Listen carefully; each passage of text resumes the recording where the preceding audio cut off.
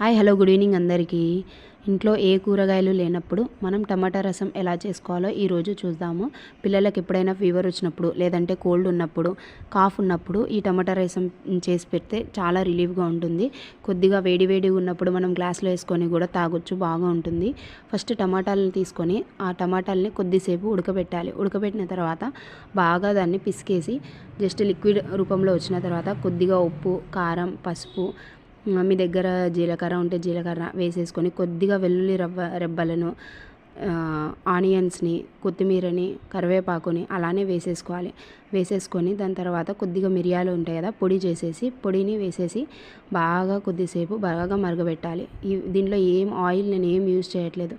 Just ఉన్న టమాటాలతోనే నేను without oil use చేస్తున్నాను. ఈ రసం పెట్టేశారనుకోండి పిల్లలు బాగా తాగేస్తారు. ఎప్పుడైనా ఇడ్లీలలోకైనా కానీ ఒక్కొక్కసారి ట్రై చేయండి, బాగుంటుంది వితౌట్ ఆయిల్ రసం.